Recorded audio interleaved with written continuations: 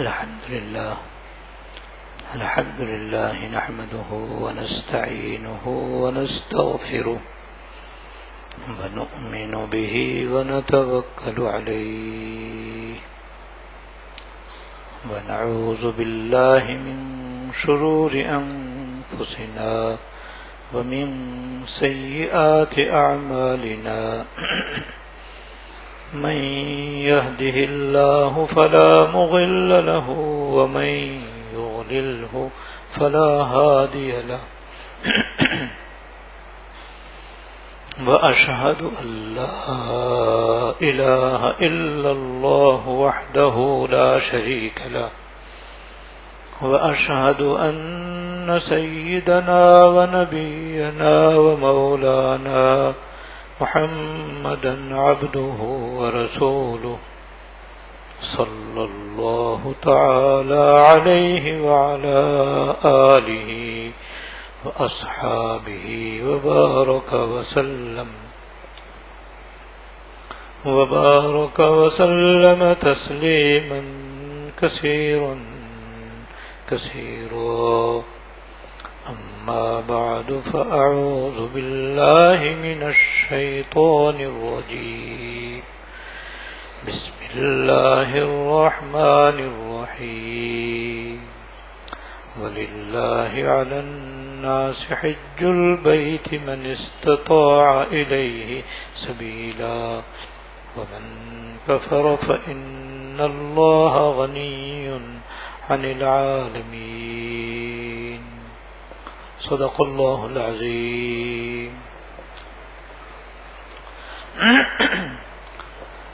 میرے قابل احترام بزرگوں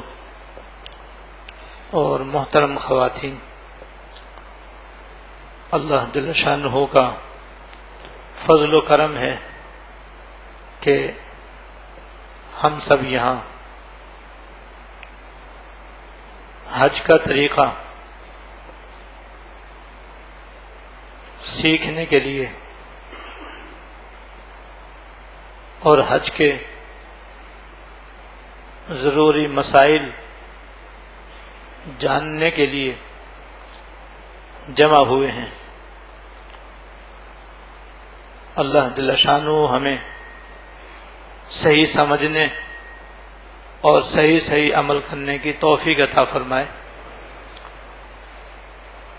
اور کتاب کے مطابق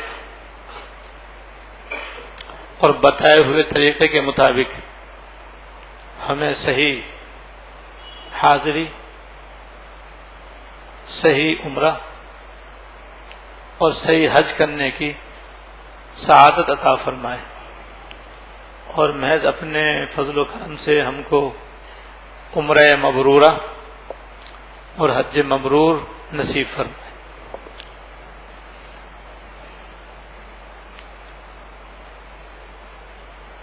حج کرنے سے پہلے حج کی صحیح اور مناسب تیاری ضروری ہے. یہ اس سلسلے میں جو باتیں انشاءاللہ تعالی بیان کی جائیں گی وہ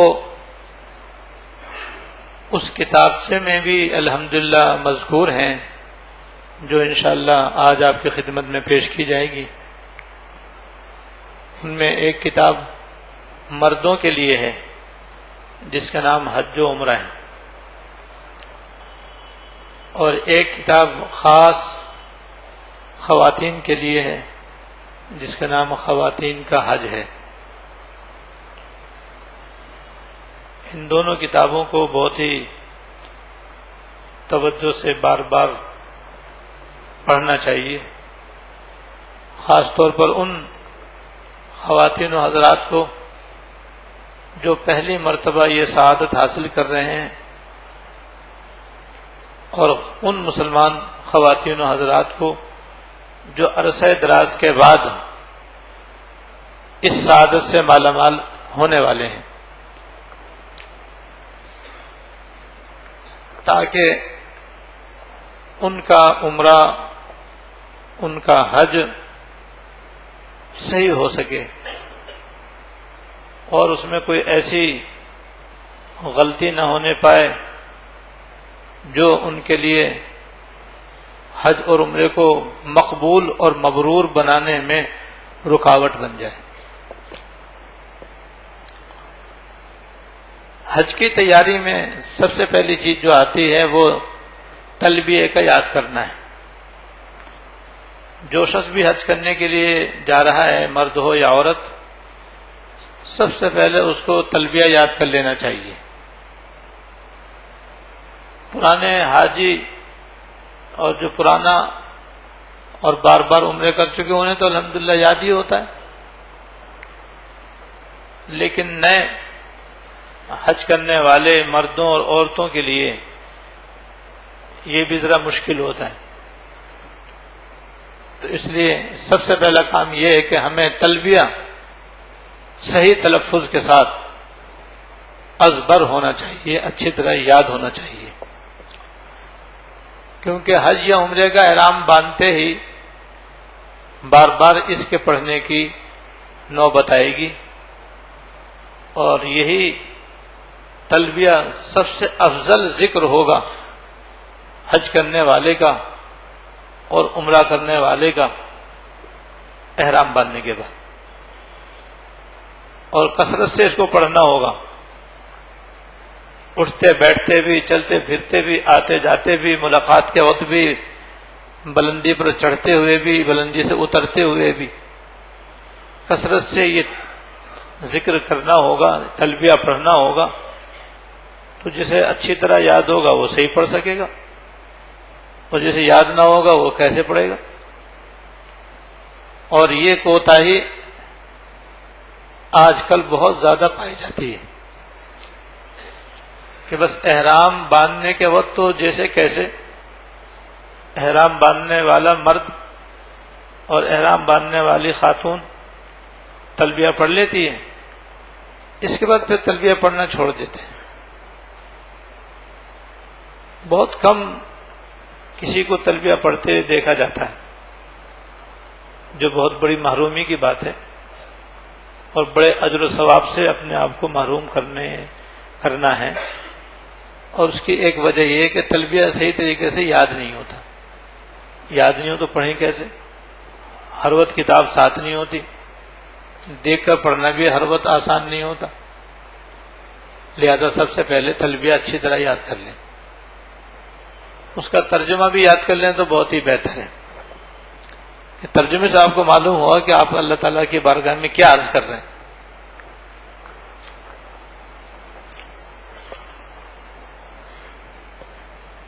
تلبیہ یاد کرنے کے بعد جتنے بھی حج کرنے والے خواتین و حضرات ہیں اپنی اپنی نیت درست کر لیں، کیونکہ تمام اعمال کا دار و مدار نیت پر ہے۔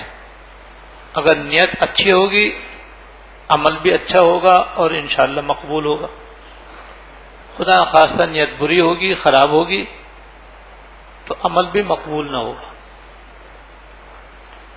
اور سب سے اچھی نیت یہ ہے کہ بس اللہ تعالیٰ کو راضی کرنے کے لیے،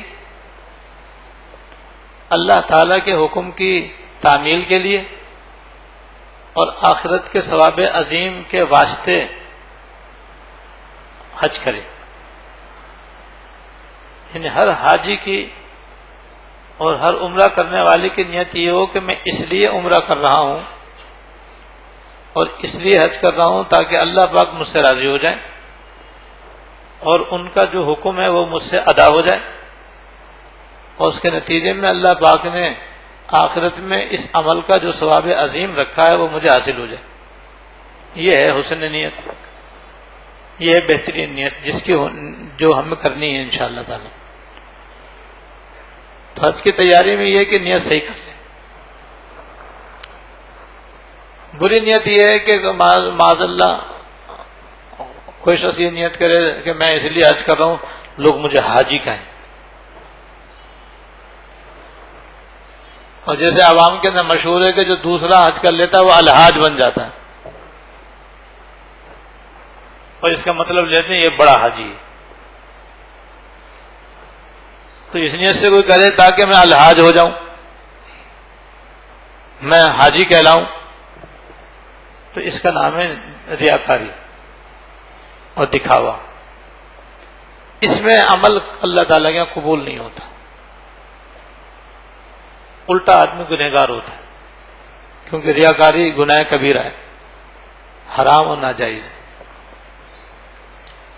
نیت کرنے کے بعد 2 رکعت نفل توبہ کی نیت سے پڑھ لیں، جس کو صلاۃ التوبہ کہتے ہیں. مکروہ وقت نہ ہو، اشراق کا وقت ہو یا چاش کا وقت ہو یا ظہر کے بعد کا وقت ہو یا مغرب کے بعد کا وقت ہو یا عشاء کے بعد کا وقت ہو یا تہجد کا وقت ہو، 2 رکعت نفل پڑھیں ساری زندگی کے تمام گناہوں سے معافی مانگنے کی نیت سے. یا اللہ میں یہ 2 رکعت نفل پڑھ رہا ہوں تاکہ آپ میرے اگلے بھی پچھلے بھی، چھوٹے بھی بڑے بھی، نئے بھی پرانے بھی، علانیہ کیے ہوئے بھی چھپ کر کیے ہوئے بھی، اگلے پچھلے ہر قسم کے میرے گناہ معاف فرما دیں. اس طرح سے 2 رکعت نفل پڑھ لیں جانے سے پہلے.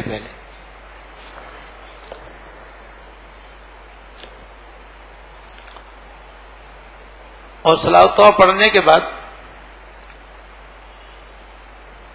جتنے بھی حقوق ہیں ان کی معافی تلافی کر لیں. حقوق 2 قسم کے ہوتے ہیں، اللہ تعالیٰ کے حقوق اور بندوں کے حقوق. اللہ تعالیٰ کے حقوق جیسے نماز پڑھنا، روزے رکھنا، حج کرنا، زکوٰۃ دینا، قربانی کرنا، زمین کی پیداوار کا عشر دینا، صدقہ فطر ادا کرنا، اگر منت مان لی ہے تو اس کو پورا کرنا، رمضان کا روزہ رکھ کر بلا عذر موت پر توڑ دیا تو کفارہ دینا وغیرہ، یہ اللہ تعالیٰ کے حقوق کہلاتے ہیں. اگر بالغ ہونے سے لے کر کے اب تک اس میں کچھ کوتاہیاں ہو گئی ہیں، جیسے بعض خواتین حضرات کی اکثر فجر کی نماز قضا ہو جاتی ہے، اور بعض خواتین و حضرات کی تقریبات میں جانے کی وجہ سے عشاء کی نماز قضا ہو جاتی ہے، بعض تاجروں کی عصر کی نماز فوت ہو جاتی اور اب توجہ نہ ہوئی، کتنی نمازیں قضا ہو گئیں، کتنے رمضان کے روزے چھوٹ گئے. اکثر خواتین قدرتی عذر کی بنا پر رمضان کے روزے چھوٹ جاتے ہیں، وہ ان کے ذمہ ان کی قضا واجب ہوتی ہے. یہ کسی نے اب تک زکوٰۃ ہی نہیں دی. جیسے بعض خواتین کے پاس سونا ہوتا ہے لیکن وہ زکوٰۃ نہیں دیتی، سالہ سال کی زکوٰۃ ان کے ذمہ واجب الادا ہے. تو اللہ تعالیٰ کے حقوق کی پامالی ہے یہ، اور حرام اور ناجائز ہے، اور ان سب کی قضا واجب ہے. تو ان کی تلافی اب یہ ہے کہ توبہ بھی کر لی، توبہ کرنے سے جو گناہ ہوا تھا وہ معاف ہو گیا، لیکن یہ حقوق معاف نہیں ہوئے. توبہ کرنے سے نماز نہ پڑھنے گناہ معاف ہوگا، روزہ نہ رکھنے گناہ معاف ہوگا، روزہ معاف نہیں ہوگا، نماز معاف نہیں ہوگی، زکوٰۃ معاف نہیں ہوگی، عشر معاف نہیں ہوگا، کفارہ واجب رہے گا. لہذا اب ان کے ادا کرنے کا اہتمام کریں. بہتر تو یہ کہ ابھی سے ہی اپنی زندگی کی نمازوں کا حساب لگا کر کے ان کی ادائیگی شروع کر دے. روزے بھی حج پر جانے سے پہلے پہلے ادا کر کے فارغ ہو جائے، زکوٰۃ نہیں دیے تو وہ بھی ادا کر کے فارغ ہو جائے، اور اگر ادا کر کے فارغ ہونا فی الحال مشکل ہے تو ادائیگی شروع کر دے، اور پکا ارادہ کرے کہ انشاءاللہ تعالی حج سے پہلے حج کے دوران بھی میں ان کی ادائیگی کرتا رہوں گا انشاءاللہ حسب استطاعت حسب قدرت. اور بہرحال مجھے اب یہ قرض کو اتارنا ہے، کیونکہ جو نماز بھی ذمے میں ہے وہ قرض ہے، فرض بھی ہے قرض بھی ہے، وہ تو ادا کرنی ہے. روزے بھی رکھنے ہی رکھنے، زکوٰۃ بھی دینی ہے، فطرہ بھی دینا ہی ہے، قربانی بھی کرنی پڑے گی، نہ کرنے کی وجہ سے معاف نہیں ہوگی، توبہ کرنے سے بھی معاف نہیں ہوگی. لہذا ادائیگی شروع کر دیں، اور جو رہ جائے وہ بعد میں کر لیں، لیکن یہ اللہ تعالیٰ کے حقوق کی ادائیگی حج کی تیاری کا اہم حصہ ہے. اور اس سے بھی اہم بندوں کے حقوق ہیں، جیسے ماں باپ کے حقوق ہیں، بیوی بچوں کے حقوق ہیں، پڑوسیوں کے حقوق ہیں، رشتہ داروں کے حقوق ہیں، اس میں مالی حقوق بھی ہیں اور اخلاقی حقوق بھی ہیں، لہذا ان کی بھی معافی تلافی کی ضرورت ہے۔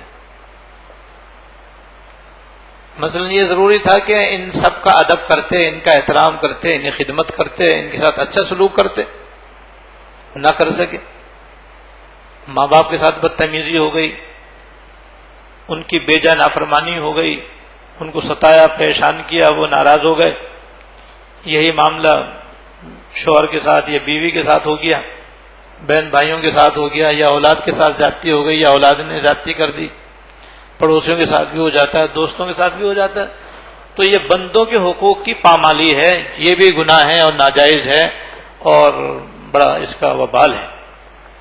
جانے سے پہلے ضروری ہے کہ جس کو ستایا ہے، جس کو مارا پیٹا ہے، جس کے ساتھ بھی بدسلوکی کی ہے، اس سے مل کر کے معافی مانگ لے، اور ذرہ برابر بھی شرمائے نہیں کہ میں معافی مانگوں گا تو میری عزت میں کمی آ جائے گی، نہیں، معافی مانگنے سے عزت میں یقیناً اضافہ ہوگا انشاءاللہ، کیونکہ آپ اللہ تعالیٰ کا ایک فرض کے ادا کرنے کی طرف چلے ہیں، تو اللہ تعالیٰ کی اطاعت کرنے سے عزت بڑھتی ہے یا عزت میں کمی آتی ہے؟ یقیناً عزت بڑھتی ہے، کمی نہیں آتی اس کے اندر۔ عزت تو اس وقت کم ہو گئی جب ہم نے ان حقوق کو پامال کیا تھا، ماں باپ کو ستایا تھا، بہن بھائیوں کے ساتھ بدتمیزی کی تھی، پڑوسیوں کے حقوق میں کوتاہی کی تھی، اس وقت ہم ذلیل ہوئے تھے، اللہ تعالیٰ کے ہاں ذلیل ہو گئے اور رسوا ہو گئے۔ اب اس کی تلافی کرنے سے انشاءاللہ عزت میں اضافہ ہوگا، اور دنیا میں عزت ہو یا نہ ہو، آخرت میں تو ہوگی انشاءاللہ، کیونکہ اللہ تعالیٰ کی فرما برداری اور ان کی حکم کی تعمیل ہو رہی ہے۔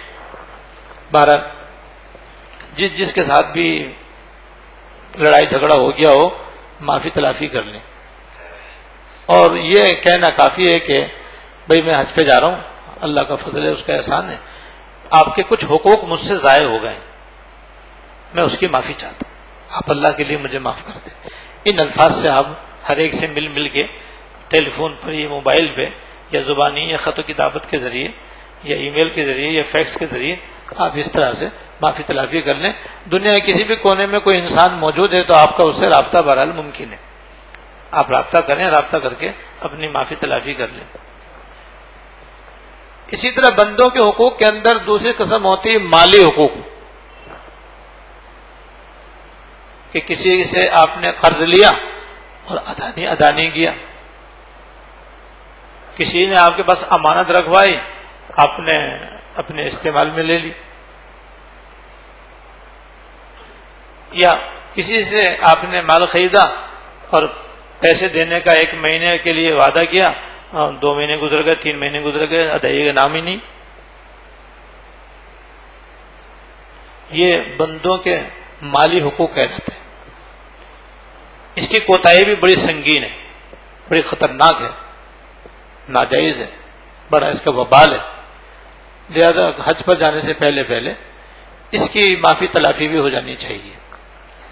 جس کی ادائیگی آپ فی الحال کر سکتے ہو کر دیں، نہ کر سکتے ہو تو اس سے مناسب وقت لے لیں، جس کو آپ نے تکلیف دی اس سے مل لیں، اور مل کر کہیں کہ اب تو میں حج پر جا رہا ہوں اور آپ کی پیسوں کی ادائیگی میرے ذمہ ہے، میں اس میں آپ سے مہلت چاہتا ہوں، میں انشاءاللہ تعالی حج سے واپس آنے کے بعد جس قدر جلد ہو سکے گا میں انشاءاللہ ادائیگی کر دوں گا۔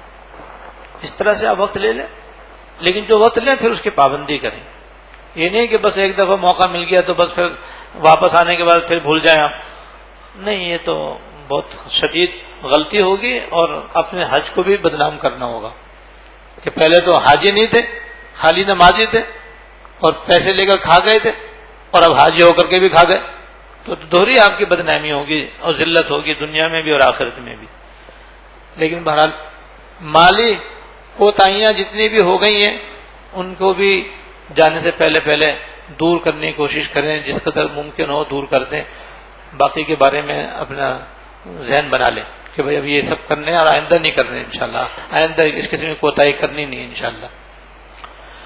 اسی طرح جب آپ سفر پر جائیں گے تو آپ کے جو ماتحت ہیں جن کا نان نفقہ آپ پر واجب ہے، جیسے عام طور پر بیوی بچے ہوتے ہیں تو ان کا نان نفقہ شوہر پر اور باپ پر واجب ہوتا ہے، تو جتنا عرصہ آپ کو سفر میں رہنا ہے اس عرصے کا پورا خرچہ ان کے حوالے کر کے جائیں۔ ایسے اور دوسرے ملازمین بھی ہوتے ہیں، ان کی تنخواہیں وغیرہ بھی ہوتی ہیں، ان کی ادائیگی کا بھی انتظام کر کے جائیں۔ یہ نہ ہو کہ آپ تو حج پہ چلے گئے، بیوی بچے بھوکے مر رہے ہیں اور ان کے اخراجات کا کوئی انتظام ہی نہ کریں آپ، یا ملازمین پریشان ہیں کہ بھئی سیٹھ صاحب کب آئیں گے، جب آئیں گے جب تنخواہ ملے گی، اب وہ حج پہ چلے گئے، تو ایسا نہ کریں۔ جن جن کا خرچہ آپ کے ذمہ واجب ہے ادائیگی کا انتظام کر کے جائیں، اور اسی طرح اپنے تمام ضروری مالی معاملات سب نوٹ کر کے ایک کاپی میں درج کریں، چاہے تو وصیت نامے کی شکل اختیار کر لیں کہ اس میں آپ کے سارے معاملات لکھے ہوئے ہوں، میری ملکیت میں کیا کیا جائیدادیں، میری ملکیت میں کون کون سا کاروبار ہے، کتنی گاڑیاں میری ملکیت میں ہیں، کتنے پلاٹوں کا میں مالک ہوں، سب اس میں لکھیں۔ اگر آپ کے پاس کسی کی امانت ہے تو لکھیں کہ میرے پاس فلاں شخص کی یہ چیزیں فلاں جگہ رکھی ہیں جو میرے پاس امانت ہے، اگر میرا انتقال ہو جائے تو ان کی امانت ادا کر دی جائے۔ آپ نے لوگوں سے قرض لیا ہوا ہے تو اس کو بھی تحریر کر دیں اس میں کہ فلاں فلاں سے میں نے اتنی رقمیں قرض لی ہوئی ہیں جو میرے ذمہ واجب ادا ہیں، آپ نے دوسروں کو قرض دیا ہوا ہے وہ اس میں درج کر دیں، ایک کاپی اس کی بنا لیں، ڈائری بنا لیں اس کی، اسی کا نام وصیت نامہ بھی ہو سکتا ہے، اور نہیں تو آپ کے معاملات کی تفصیل کی ڈائری ہے یہ، تاکہ اگر خدا نخواستہ اس سفر میں آپ کا انتقال ہو جائے تو آپ کے پسماندگان کو آپ کے معاملات کے نمٹانے میں کوئی دشواری پیش نہ آئے۔ بعض لوگ کچھ بتا کے نہیں جاتے، کچھ لکھ کے نہیں جاتے، اور انتقال ہو جاتا ہے، اب پیچھے پسماندگان پریشان ہوتے ہیں، انہیں کچھ پتہ ہی نہیں کہ والد صاحب کی ملکیت میں کیا کیا تھا، کیا کیا نہیں تھا، کس کا لینا کس کا دینا، کچھ پتہ ہی نہیں، بہت پریشانی ہوتی ہے۔ تو یہ یاد رکھو دین کے خلاف ہے، شریعت کے خلاف ہے، اور یہ چیز حج کے ساتھ ہی خاص نہیں، زندگی میں بھی آدمیوں کو اپنے معاملات اپنے ڈائری میں نوٹ کر کے رکھنے چاہیے، اور اپنے گھر کے کسی ذمہ دار کو ان سے باخبر رکھنا چاہیے، تاکہ انتقال کا تو کسی کو بھی پتہ نہیں ہوتا کہ میرا کب انتقال ہو جائے گا، تو کم سے کم پتہ ہو۔ ایسے حج پر بھی جانے سے پہلے یہ سب گھر کے کسی بڑا بیٹا ہے یا بڑا بھائی ہے یا والد صاحب ہیں یا شوہر ہے، اس کو بتا کے جائیں، اپنا وصیت نامہ اس کے حوالے کر دیں۔ یہ بھی حج کی تیاری میں داخل ہے۔ اس طرح اپنے آپ کو حج کی تیاری کے لیے آمادہ کریں، اور سب سے اہم اور ضروری بات یہ ہے کہ حج پر جانے سے پہلے حج کے ضروری مسائل جانیں، سیکھیں، چاہے مطالعے کے ذریعے، اور چاہے علماء کی صحبت سے، اور چاہے اس طرح کے بیانات سن کر کے، اور چاہے کیسٹیں سن کر کے، سیڈیوں کے ذریعے بھی بیانات سنے جا سکتے ہیں، انٹرنیٹ پر بھی اس قسم کے بیانات نشر ہو رہے ہیں، لیکن ہوں معتبر اور مستند علماء کرام کے، وہ آپ بار بار پڑھیں سنیں، تاکہ جو حج کے ضروری مسائل ہیں آپ کو معلوم ہوں، عمرے کا طریقہ حج کا طریقہ آپ کو اچھی طرح معلوم ہو، کہ وہاں جا کر کے آپ کو کسی سے پوچھنے کی ضرورت نہ پڑے۔ یاد رکھیے کہ جس پر حج فرض ہو جاتا ہے اس کے ذمے حج کے ضروری مسائل کا جاننا بھی فرض ہو جاتا ہے۔ جیسے حج فرض ہے ایسے مسائل کا بقدر ضرورت جاننا بھی فرض ہے، مردوں کا بھی یہ حکم ہے، عورتوں کا بھی یہ حکم ہے۔ لہذا اس سلسلے میں جو سیٹ آپ کی خدمت میں پیش کیا جائے گا اس میں انشاءاللہ تعالی یہ فرض آپ کا ادا ہو جائے گا، لیکن آپ اس کو اچھی طرح بار بار پڑھ کر سمجھنے کی کوشش کریں، خالی ایک دفعہ پڑھ لینا کافی نہیں ہے، اس لیے کہ حج کے مسائل روزمرہ پیش نہیں آتے، حج بھی روزانہ فرض نہیں ہوتا، زندگی میں بار بار فرض نہیں ہوتا، زندگی میں ایک ہی مرتبہ حج فرض ہوتا ہے، اور اکثر زندگی میں ایک ہی مرتبہ حج کرتے ہیں۔ بعض لوگ عمرہ کچھ زیادہ کر لیتے ہیں، بعض لوگ ماشاءاللہ عمرہ حج بھی زیادہ کر لیتے ہیں، لیکن وہ نہ ہونے کے برابر ہے، ان کی تعداد بہت ہی کم ہے۔ تو حج ایسی عبادت ہے کہ جو زندگی میں ایک مرتبہ فرض ہوتی تو اس کے مسائل بھی زندگی میں ایک مرتبہ سامنے آتے ہیں، تو ایسی صورت میں ان کا جاننا اور زیادہ اہم اور ضروری ہے۔ اس لیے ان کو جانے سے پہلے اچھی طریقے سے سمجھ لیں، سیکھ لیں۔ مردوں کے لیے ایک کتاب لکھی گئی ہے، اس کا نام ہے حج و عمرہ۔ اس میں پورا حج کا طریقہ سنت کے مطابق ادا کرنے کا لکھا گیا ہے، اور خواتین کے لیے خواتین کا حج نام کی کتاب لکھی گئی ہے۔ اس میں حج عمرے کے طریقے کے علاوہ ان کے جو اپنے مخصوص مسائل ہیں وہ موقع بموقع لکھ دیے گئے ہیں، تاکہ کسی بھی خاتون کو کسی بھی موقع پر کسی بھی رکن کی ادائیگی میں اگر قدرتی عذر پیش آ جائے تو وہ کیا کرے۔ اس میں لکھا ہوا ہے کہ اس وقت یہ کرنا چاہیے، تو اس کے لیے ان کا جاننا ضروری۔ تو مرد حضرات کو اپنی کتاب پڑھنی چاہیے، خواتین کو اپنی کتاب پڑھنی چاہیے۔ اس سلسلے میں ایک بات یہ بھی بتانی تھی کہ مستند علماء کرام کی کتابیں پڑھنی چاہیے، مستند اہل فتویٰ حضرات کی کتابیں پڑھنی چاہیے۔ آج کل حج میں بھی ایک عجیب بات ہو رہی ہے بہت عرصے سے، کہ جو ایک مرتبہ حج کر لیتا ہے تو وہ حاجی بن جاتا ہے، اور جو 2 مرتبہ حج کر لیتا ہے وہ الحاج بن جاتا ہے، اور جو 3 مرتبہ حج کر لیتا ہے حج کی کتاب لکھ دیتا ہے۔ وہ سمجھتا ہے کہ بس اب میں تو حج کا ماہر ہو گیا، لہذا وہ بس سب سے پہلا کام جو کرے وہ حج پہ کتاب لکھے گا وہ۔ اور ایسے حاجیوں کی کتابیں میری نظر سے بہت گزری، اکثر غلط ہوتی۔ جس طرح جتنا پرانا حاجی اکثر غلط مسائل بتلاتا ہے، اسی طرح ان پرانے حاجیوں کی کتابیں بھی اکثر غلط ہوتی ہیں۔ ایسی سرکاری طور پر جو کتابیں ہوتی ہیں وہ بھی معتبر علماء کی لکھی ہوئی نہیں ہوتی، ان کے اندر مسائل کی غلطیاں پائی جاتی ہیں۔ لہذا بھائی ایسی کتابیں جو غیر معتبر ہیں، غیر مستند ہیں اور غیر عالموں کی لکھی ہوئی ہیں، ان کے تو ہاتھ ہی نہیں لگائے۔ اور یہ بھی یاد رکھیں کہ جب آپ حرمین شریفین جائیں گے وہاں آپ کو غیر مقلدوں کی کتابیں لکھی ہوئی ملیں گی، سلفیوں کی لکھی ہوئی آپ کو کتابیں ملیں گی، باقاعدہ تقسیم ہوتی ہے، وہ سیٹ تقسیم ہوتے ہیں اور مفت میں دیے جاتے ہیں اور بڑے خوبصورت چھپے ہوتے ہیں، جس کی وجہ سے حاجی فارغ تو ہوتا ہے، یہ سوچتا ہے لاؤ چلو اسے ہی پڑھ لو۔ وہ پڑھ تو لیتا ہے، اسے پتہ نہیں ہوتا اپنے مسلک کا نہ دوسروں کے مسلک کا۔ نتیجہ یہ کہ اس کے اندر مسائل کی حنفی مذہب کے اعتبار سے بڑی غلطیاں ہوتی، انہوں نے اپنے مسلک کے مطابق لکھی ہوئی ہیں، وہ ہمارے لیے معتبر نہیں ہے۔ جب معتبر نہیں ہے تو حاجی پڑھ کے بلا وجہ پریشان ہوتا ہے، اس کا ذہن الجھ جاتا ہے کہ ہماری کتاب میں ہی لکھا، ان کتاب میں ہی لکھا، کیا کروں؟ بھئی تم نے ایسی غلطی کیوں کی تھی؟ کل تم قادیانیوں کی کتاب پڑھ لو اور کل شیعوں کی کتاب پڑھ لو، اور پھر تمہارا ذہن اس کی وجہ سے پریشان ہو جائے تو پھر بھاگے پھرو کہ اب کیا کریں، قادیانیوں نے یہ لکھا ہے اور جناب شیعوں نے یہ لکھا ہے، میں کیا کروں؟ تو آپ کو یہ کہا جائے گا بھائی یہ غلطی کرنے کی کیا ضرورت تھی، آپ کو اپنے مسلک کی کتاب دی گئی تھی، آپ اس کو پڑھیں، اس کے مطابق آپ حج کریں، ان کا مسلک ان کے حوالے کریں۔ آپ ان کے مسلک میں کیوں گھس گئے؟ ان کتابوں کا مطالعہ کرنے کے لیے آپ نے کیوں قدم اٹھایا؟ یہ آپ کی غلطی۔ تو جیسے ان کی کتابیں پڑھنا صحیح نہیں ہے، ایسی غیر معتبر لوگوں کی کتابوں سے بھی خواتین حضرات کو مکمل احتیاط اور اجتناب ضروری ہے۔ اسی طرح ان کی مجلسوں میں بھی جانے سے پرہیز کریں، ان کی تقریریں سننے سے پرہیز کریں، ان کی سیڈیاں اور کیسٹیں بھی سننے سے پرہیز کریں۔ بس اپنے مسلک میں رہیں اور اپنے مسلک کے بھی معتبر اور مستند علماء کرام کی کتابیں اور کیسٹیں وغیرہ سنیں۔ اس طرح حج کی تیاری کرنی چاہیے، اور جب حج کی تیاری ہو جائے تو اس کے بعد پھر بھائی جب حج کا روانگی کا وقت قریب آ جائے تو مکروہ وقت نہ ہو تو سب سے پہلے 2 رکعت نفل اپنے گھر میں پڑھنی چاہیے تحیۃ السفر کی نیت سے، یہ ان کا پڑھنا مستحب ہے۔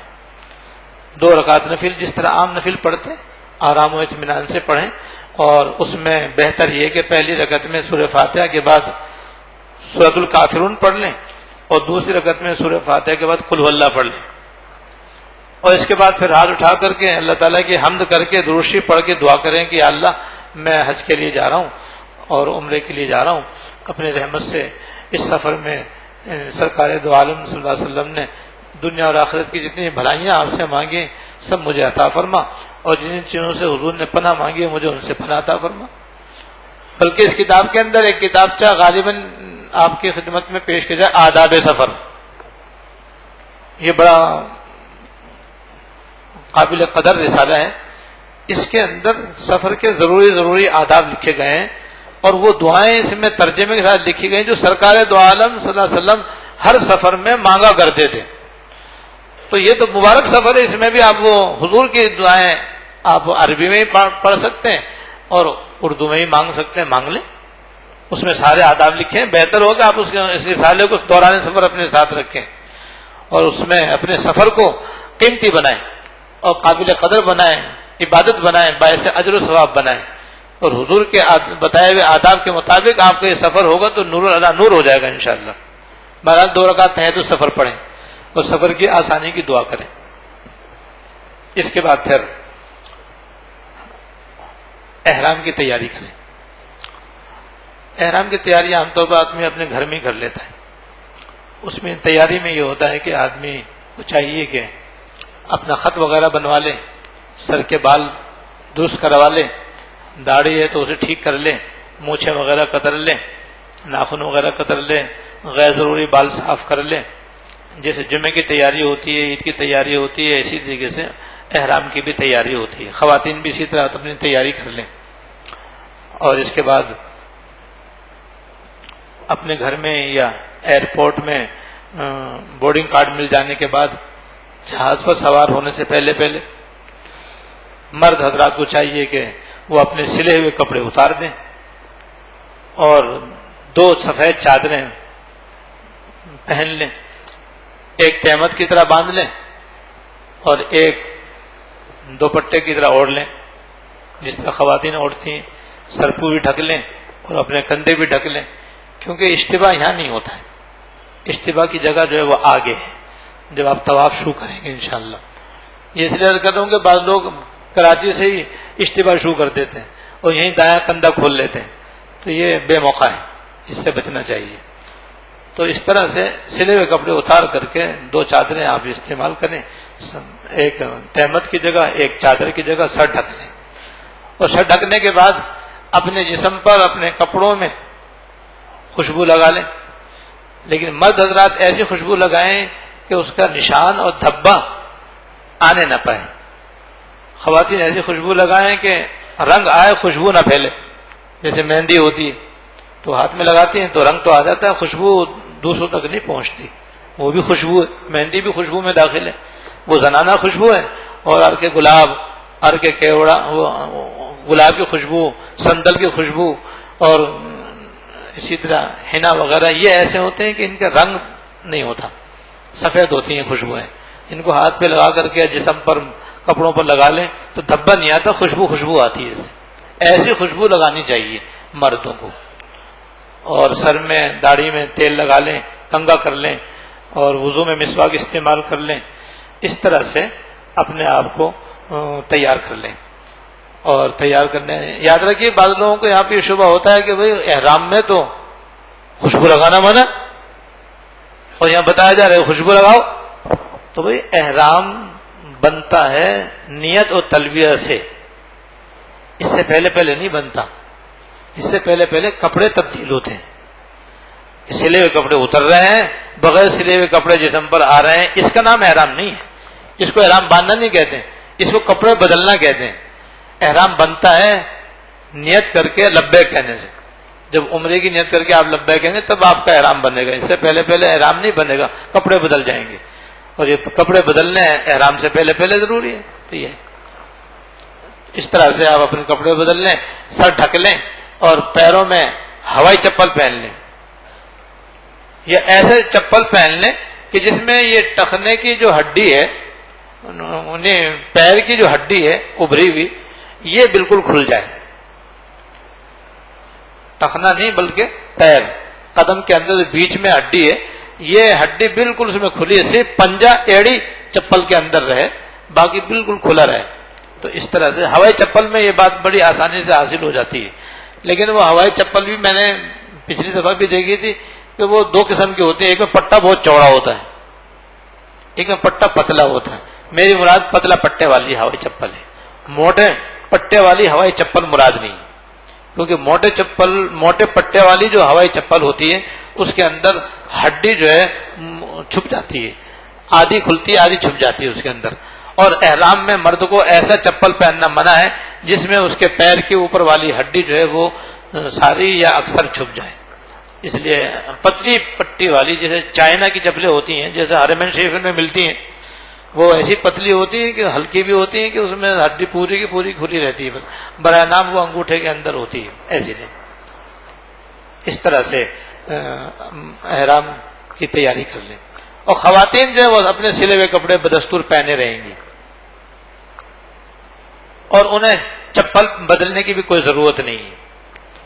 اور وہ جو اپنے سر کے بالوں کو ٹوٹنے سے بچانے کے لیے سفید کپڑا سر میں باندھتی ہیں وہ جائز ہے، وہ کوئی احرام کا لازمی حصہ نہیں. بعض خواتین اس کو احرام سمجھتی ہیں، وہ احرام قطعاً نہیں ہے. اس کا مقصد تو صرف یہ ہوتا ہے کہ احرام باندھنے کے بعد یعنی نیت اور تلبیہ کہنے کے بعد اب سر کے بال ٹوٹنے نہ پائیں، پھیلنے نہ پائیں، بکھرنے نہ پائیں اور بال ایک جگہ سمٹے رہیں، اس کے لیے وہ سفید کپڑا سر میں باندھا جاتا ہے. بس اس کا مقصد یہ ہے، بس اس مقصد کے لیے اس کا استعمال کرنے میں کوئی مذائقہ نہیں ہے. لیکن یہ ضروری ہے کہ جب وضو کریں تو سر سے اس سفید کپڑے کو اتاریں اور سر پر مسح کریں. بعض خواتین ناواقفیت کی وجہ سے چونکہ اس کو احرام سمجھتی ہیں لہذا اس کو کھولنے کو ناجائز سمجھتی ہیں اور نتیجہ یہ کہ وضو کے اندر بھی نہیں کھولتی اور اس کے اوپر ہی مسح کر لیتی. تو اس پہ مسح کریں گے تو وضو ہی نہیں ہوگا، جب وضو نہ ہو تو نماز ہی نہیں ہوگی. لہذا وہ نمازوں کے اوقات میں اسے کھولنا ہوگا. البتہ احرام باندھنے کے بعد خواتین کے لیے یہ ضروری ہوگا کہ نامحرم مردوں سے پردہ بھی کریں اور احرام کی حالت میں کپڑا چہرے سے بھی دور رکھیں. اپنے اختیار سے کپڑا چہرے سے نہ لگائیں، لگ جائے تو فوراً ہٹائیں. یہ ہے مسئلہ ان کے لیے کہ ان کا چہرہ کھلا رہنا چاہیے اور ان کا کپڑا جو ہے وہ چہرے سے لگنا نہیں چاہیے اور نامحرم مرد سے پردہ کرنا بھی ضروری. تو اس کے لیے ایک بنا بنایا کالے رنگ کا ہیٹ ملتا ہے اور آپ حضرات کو بھی مل گیا ہوگا انشاءاللہ، تو وہ عام ملتا ہے، وہ لے لیں. اس کے اندر یہ فائدہ ہے کہ برقع اوڑھنے سے پہلے اس کو پیشانی کے اوپر جہاں سے بال شروع ہوتے ہیں وہاں سے اس کو باندھ لیا جائے. اس میں آگے ہیٹ ہوتا ہے، آگے نقاب ہوتی، وہ نقاب ایسی ہوتی ہے اس میں راستہ نظر آتا ہے اور چہرہ چھپ جاتا ہے. تو اس میں یہ ہے کہ پردہ بھی ہو جائے گا اور نقاب بھی چہرے سے دور ہوگی. برقعے کی نقاب تو چہرے سے چپک جاتی ہے اور چہرے سے کپڑا لگانا احرام کی حالت میں خواتین کے لیے ممنوع ہے. لہذا یہ ہیٹ استعمال کرنا چاہیے یا کوئی اور ترکیب کرنا چاہیں کر لیں. ہیٹ تو ایک نمونہ ہے، کوئی ضروری نہیں ہے کہ ہیٹ ہی ہو. پہلے زمانے میں عورتیں تار کی ایک جالی بناتی تھی اور اس کو کان کے پیچھے سے باندھتی تھی اور آگے وہ جالی لٹکی ہوئی تو اس کے اوپر ان کی نقاب ہوتی تھی. تو اس کے اندر بھی یہ مقصد حاصل ہو جاتا تھا کہ راستہ نظر بھی آتا تھا اور نقاب چہرے سے دور بھی ہوتی تھی اور بیچ میں جالی کی وجہ سے چہرے سے دور بھی ہوتی تھی. تو مقصد تو چہرے سے دور رکھنا ہے اور نامحرم مردوں سے پردہ کرنا ہے. بہرحال خواتین یہ نہ سمجھیں کہ احرام کی حالت میں حج عمرے کے احرام میں پردہ ہی نہیں ہے، یہ غلط ہے بالکل. بے پردگی احرام کی حالت میں بھی گناہ ہے جیسے کہ احرام کے بغیر بھی گناہ ہے. ان کو شرعی پردے کا اہتمام ہر حال میں کرنا چاہیے، یہاں بھی کرنا چاہیے، حرمین شریف میں بھی کرنا چاہیے اور پورا پردہ کرنا چاہیے. اس میں کوتاہی نہیں کرنی چاہیے، اس لیے کہ عورتوں کو پردہ کرنا قرآن و حدیث کی روح سے فرض ہے. بعض خواتین سمجھتی ہیں کہ مولویوں نے اپنی طرف سے گھڑ لیا ہے، قرآن و حدیث میں اس کا ذکر ہی نہیں ہے. یہ بالکل غلط ہے. قرآن کریم میں بھی عورتوں میں پردے کا بھرپور ذکر ہے اور احادیث طیبہ میں اس کا ذکر ہے اور قرآن و حدیث اس حکم سے بھرے ہوئے ہیں. لہذا یہ تو بلا شبہ اسی طرح ضروری ہے جیسے نماز اور روزہ ضروری ہے. بے پردہ رہنا اللہ بچائے جیسے عام حالات میں بڑا گناہ ہے، احرام کی حالت میں اور پھر حرمین شریف میں جا کر کے عورتوں کا بے پردہ رہنا سنگین گناہ ہے اور بہت ہی خطرناک گناہ ہے. خود بھی گنہگار اور اپنے ذریعے اور خود بھی گنہگار اور ساتھ ساتھ نہ جانے کتنے مردوں کو گناہ میں مبتلا کرنے کا خود ذریعہ بنتی ہیں. تو خود بھی گنہگار ہوں گی اور ان کے ذریعے جتنے گناہ مردوں کو ہوں گے بد نگاہی کے، بد نظری کے، وہ سارا وبال ان عورتوں کو بھی ہوگا جو اس کا ذریعہ بنے گی. اس طرح سے بہرحال خواتین بھی جب تیار ہو جائیں تو اب سر ڈھک کر کے 2 رکعت نفل ادا کرنی چاہیے احرام کی نیت سے، بشرطے کہ مکروہ وقت نہ ہو، ممنوع وقت نہ ہو. اور اس میں وہی پہلی رکعت میں سورہ فاتحہ کے بعد قل یا ایھا الکافرون پڑھنا بہتر ہے، اور دوسری رکعت میں سورہ فاتحہ کے بعد قل ھو اللہ احد پڑھنا بہتر ہے، باقی کوئی سی بھی سورت پڑھ لیں آپ، سب جائز ہے۔ اور اس سے 2 نفل پڑھنے کے بعد اب چونکہ عام طور پر یہ سفر ہوائی جہاز کے ذریعے ہوتا ہے، لہذا اس میں یہ مشورہ کتاب میں بھی لکھا ہوا ہے، زبان میں بتایا جاتا ہے کہ اتنا کرنے کے بعد اب آگے صرف نیت اور تلبیہ باقی ہے، نیت اور تلبیہ باقی، یہ ابھی نہ کریں، یہ کام کریں جب جہاز میں بیٹھ جائیں اور جہاز بھی اڑ جائے، اس کو اڑے ہوئے بھی کچھ وقت گزر جائے، جب کچھ وقت گزر جائے تب یہ کام کریں، کیونکہ ایسا ہوتا ہے کہ اگر آپ نے ایئرپورٹ پر اپنے گھر ہی میں نیت کر کے تلبیہ پڑھ لیا، آپ کا احرام بن گیا، اور احرام کی جتنی پابندیاں ہیں وہ بھی سب شروع ہو گئی۔ اب شروع ہو جانے کے بعد بعض مرتبہ ایسا ہوتا ہے کہ کوئی حاجی رہ جاتا ہے، کسی وجہ سے وہ نہیں جا سکے، جیسے آج اخبار میں آ گیا کہ پشاور کے اندر 20-25 حاجی جو ہیں وہ جا ہی نہیں سکے، تو اگر احرام باندھ لیا تو ہوائی جہاز تو چلا گیا اور حاجی یہیں رہ گیا اور حالت احرام میں ہو، اور احرام کی پابندیاں لاگو ہو گئی، تو اس کے لیے پھر وقت گزارنا مشکل ہوگا ان پابندیوں کے ساتھ۔ ایسی باتوں پر فلائٹ کینسل ہو جاتی، یہ کئی گھنٹے مؤخر ہو جاتی، بجائے شام کے بجائے کل جائے گی، اب گھر میں یا ایئرپورٹ پر بیٹھیں، اب احرام کی حالت ہے، اس کی پابندیاں نبھانی پڑیں گی، نہیں نبھائیں گے تو بعض صورتوں میں دم بھی واجب ہو سکتا ہے، بعض صورتوں میں صدقہ واجب ہو جائے گا۔ تو مشورہ یہ دیا جاتا ہے کہ بس ابھی نیت اور تلبیہ نہ کہو، جہاز میں جا کے پہلے بیٹھ جائے، اور جہاز بیٹھنے کے بعد بھی جہاز بھی اڑ بھی جائے، اڑنے کے بعد ایسا نہ ہو کہ تھوڑی دور جا کر واپس آ جائے، ایسے بھی تو ہو جاتا ہے کہ آگے گیا معلوم موسم خراب ہے، واپس کراچی آ گیا، لو صاحب حاجی صاحب تو احرام کی حالت میں یہیں بیٹھے ہیں، ابھی جدہ آئے نہیں، تو اس لیے 2-3 گھنٹے گزرنے کے بعد پھر تو آگے اللہ کی رحمت سے امید ہے کہ جدی اتریں گے انشاءاللہ، تو آگے پھر اللہ کے حوالے، جہاں تک اپنے اختیار میں وہاں تک تو احتیاط کرنی چاہیے۔ اس طرح سے 1-2 گھنٹے گزرنے کے بعد پھر آپ جہاز میں اپنے سیٹ پہ بیٹھے بیٹھے آپ اپنا سر کھول لیں اور احرام کو چادروں کو نیچے کر لیں، اور اب اللہ کی طرف متوجہ ہو کر کے نیت کریں کہ اللہ میں آپ کی رضا کے لیے عمرے کا احرام باندھتا ہوں، آپ اسے قبول کر لیجئے، میرے لیے آسان کر دیجئے، اور اس کے فوراً بعد تلبیہ پڑھ لیں، اور کم سے کم 3 دفعہ پڑھیں، 3 دفعہ تلبیہ پڑھیں، اس کے بعد پھر درود شریف پڑھ کر دعا کریں کہ یا اللہ میں آپ سے آپ کی رضا اور جنت مانگتا ہوں، آپ سے آپ کی ناراضگی اور دوزخ سے پناہ مانگتا ہوں، یہ دعا کر لیں آپ۔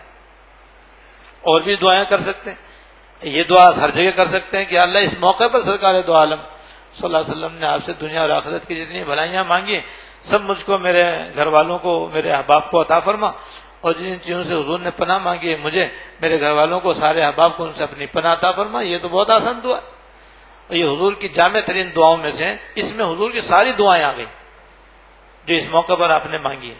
اس طرح سے آپ یہ دعا مانگ کر کے اب اس کے بعد بس آپ کا احرام بن گیا، اور وہ تلبیہ کثرت سے پڑھتے رہیں، اور اس وقت آپ کو چاہیے کہ خواتین کو بھی چاہیے، مردوں کو بھی چاہیے کہ یہ اردو کا جو کتابچہ دیا جا رہا ہے وہ لے لیں، اس کے اندر احرام کی حالت میں کون کون سی چیزیں ممنوع ہیں ان کو پڑھ لیں، کون کون سی چیزیں مکروہ ہیں انہیں پڑھ لیں، ممنوعات سے بھی بچنا ہے، مکروہات سے بھی بچنا ہے، اور کچھ باتیں اس میں جائز اور مباح بھی لکھی ہیں کہ احرام کی حالت میں یہ سب کام جائز ہے، انہیں پڑھ لیں تاکہ آپ کو کہیں پریشانی نہ ہو۔ اس وقت تازہ کرنا ضروری، کیونکہ اب اس پہ عمل کا موقع آ گیا۔ اگر آپ نے اس وقت بے احتیاطی کی اور خدا نخواستہ کوئی ایسا کام کر لیا جس کی وجہ سے دم واجب ہو گیا تو آپ گنہگار بھی ہوں گے، آپ کا عمرہ بھی ناقص ہو جائے گا، آپ کا حج بھی ناقص ہو جائے گا، اور اللہ تعالیٰ کی بارگاہ میں قابل قبول نہیں ہوگا، بہت بڑا نقصان ہو جائے گا آپ کا ذرا سی غفلت کی وجہ سے۔ لہذا ضروری ہے کہ اس وقت ایسے جو مکروہات ہیں وہ کرنے کے نہیں ہوتے، وہ بچنے کے ہوتے، بچنے کے ہیں تو ان سے ہی بچنا چاہیے، ورنہ ان سے بھی عمل کے اندر خلل آ جاتا ہے، کمی آ جاتی ہے۔ اور بعض مرتبہ ایک چیز احرام کی حالت میں جائز ہوتی ہے لیکن آدمی ڈر کے مارے نہیں کرتا، وہ پریشان رہتا ہے، اور بعض دفعہ یہ سمجھ لیتا ہے شاید میرا تو احرام ہی خراب ہو گیا، یا میرا تو حج عمرہ ہی خراب ہو گیا، یا دم واجب ہو گیا، حالانکہ کچھ بھی واجب نہیں ہوا۔ تو پڑھنے سے یہ فائدہ ہوا کہ آپ کو غلط فہمی نہیں ہوگی اور آپ پریشان نہیں ہوں گے۔ وجہ اس کی ہے کہ حرمین شریفین میں اب کوئی ہمارے حنفی مذہب کا کوئی ایسا عالم مشہور و معروف نہیں ہے جو صحیح مسائل بتلاتا ہو، صحیح مسائل بتانے والے وہاں پر نہیں ہیں۔ وہاں پر یا تو حنبلی مسلک کے علماء ہیں، وہ اپنے مسلک کے مطابق مسائل بتاتے ہیں، یا پھر سلفی اور غیر مقلد لوگ وہاں زیادہ ہیں، ان کا غلبہ ہے، تو وہ اپنے مسلک کے مطابق مسئلے بتلاتے ہیں جو ہمارے اعتبار سے صحیح نہیں ہوتے. تو کوئی صحیح مسئلے بتانے والا نہیں. اور جو ہمارے ساتھی ہیں وہ تو ہماری طرح کے حاجی، وہ تو مسائل کے ماہر نہیں ہیں، چاہے اس نے 3 حج کر لی ہوں، سمجھے نہیں سمجھے، چاہے اس نے 5 حج کر لی ہوں، اسے نہیں معلوم کہ مسائل کیا ہوتے ہیں. لہذا عام طور پر پرانے حاجی سے لوگ مسائل پوچھ کر اس پہ اعتماد کر لیتے ہیں، اور اکثر وہ غلط بتا دیتا ہے، اس لیے کہ وہ کون سا عالم ہے، اس نے تو مسائل پڑھے نہیں ہیں. اس نے حج تو بے شک 5 کیے ہیں، لیکن مسائل کے وہ ماہر نہیں ہے. جب ماہر نہیں ہے تو اس سے پوچھنا بھی صحیح نہیں، اس کا بتانا بھی صحیح نہیں. لہذا ایسی صورت میں اب آسان ترکیب یہ ہے کہ آپ یہاں سے نمبر لے کر کے جائیں معتبر اہل فتویٰ علماء کرام کے، آپ کے پاس موبائل نمبر ان کے ہونے چاہیے، تو آپ کوئی مسئلہ نہیں. وہاں جا کر کے جب بھی کوئی ایسا مسئلہ پیش آ جائے، یہاں کے کسی معروف دارالفتہ میں اہل فتویٰ حضرات سے آپ رابطہ کریں، علماء سے رابطہ کریں، مسئلہ پوچھیں اور عمل کریں. اب تو ساری دنیا انسان کے ہاتھ میں، کسی بھی کونے سے بات کرنا چاہے تو موبائل کے ذریعے آدمی بآسانی نہیں کر سکتا ہے. تو جب ہم اپنے دنیاوی معاملات کے لیے دنیا کونے کونے سے رابطہ کرتے ہیں تو مسائل کے لیے کیوں نہیں کر سکتے؟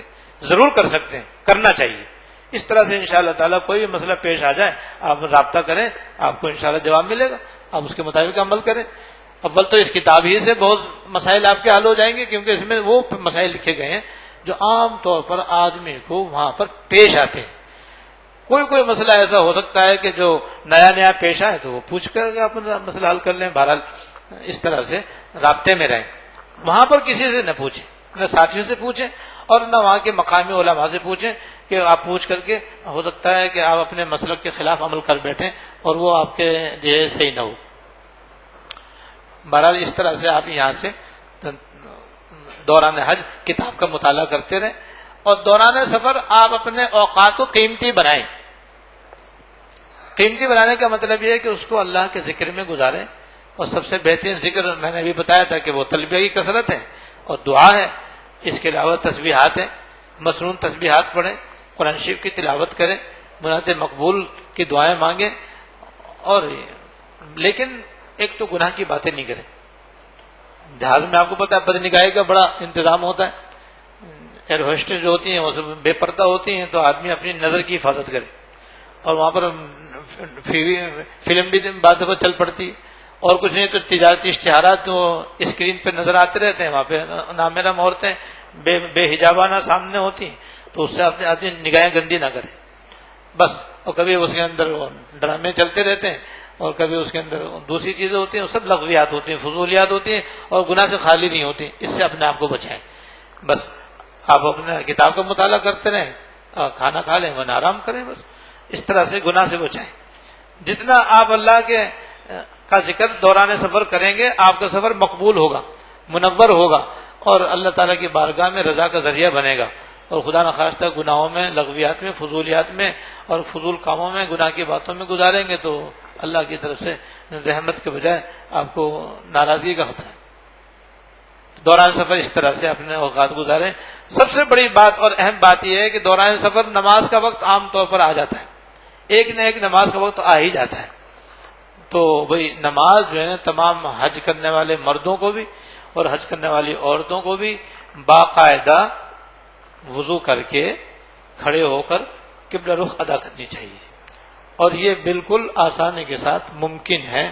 1 نہیں 2، 2 نہیں 10، 10 نہیں 100، 100 نہیں 1000، 1000 نہیں 5000.